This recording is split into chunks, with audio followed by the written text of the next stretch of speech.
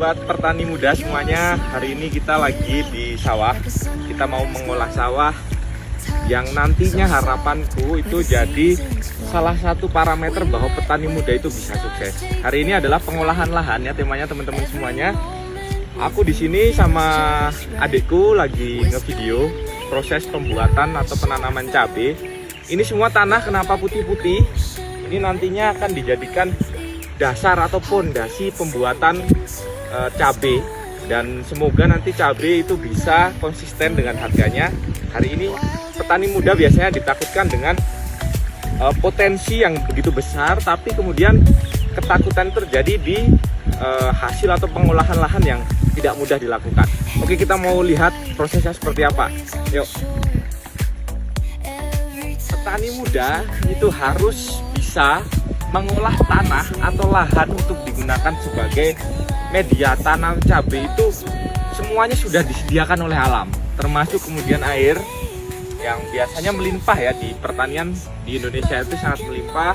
Kemudian tanah, ini tanah juga harus dikonsistenkan antara bakteri, kemudian adanya jamur, itu semua harus disesuaikan dengan porsinya masing-masing. Semuanya dilakukan berdasarkan kebutuhan dari tanaman tersebut. Apa kebutuhan tanaman, apa kemudian kebutuhan dari apa yang mau kita tanam, itu harus kita sediakan. Seperti manusia yang butuh makanan, tanaman pun juga sama, butuh sandang, pangan, papan, semuanya harus terakomodasi dengan baik. Nah, hari ini proses yang akan kita lakukan adalah kemudian membuat media tanam ini menggunakan ini adalah gamping ya teman-teman, atau kapur atau dolomit. Biasanya kita bilangnya kalau di toko pertanian itu dolomit. Nah, dolomit ini sebagai salah satu upaya untuk menghilangkan jamur dan bakteri, tapi masih ada banyak hal-hal lain yang harus diperhatikan. Nah, dalam proses ini kita semuanya itu semi organik. Saya nggak mau bilang organik karena apa? Karena semuanya di sini ini masih menggunakan bahan-bahan kimia yang ramah akan lingkungan. Jadi kita nggak menggunakan pestisida sama sekali, karena justru pestisida itulah penghancur media tanam. Nah, saya sendiri akan kampanye bahwa pestisida itu sebaiknya tidak digunakan. Saya pengen mengedukasi teman-teman semuanya bahwa petani muda, apalagi kita yang dicap sebagai gen milenial, gen Z, gen alpha, semuanya nantinya itu bisa mempertahankan apa yang kita punya sebagai sumber daya yang tak tergantikan. Apalagi pakan, apalagi kemudian sifatnya pangan itu tidak akan pernah tergantikan oleh hal-hal lain. Oleh karenanya saya sendiri sebagai orang Temanggung khususnya dan orang Indonesia pada umumnya, harapannya adalah bisa memiliki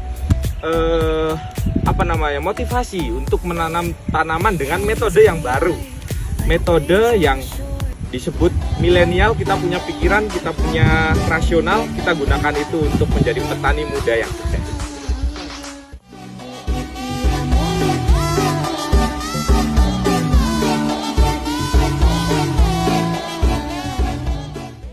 Oke teman-teman, dalam beberapa bulan ke depan kita akan menyaksikan apakah berhasil sebagai petani muda milenial yang akan kemudian membuat tanaman cabai ini menjadi tanaman yang berkualitas baik.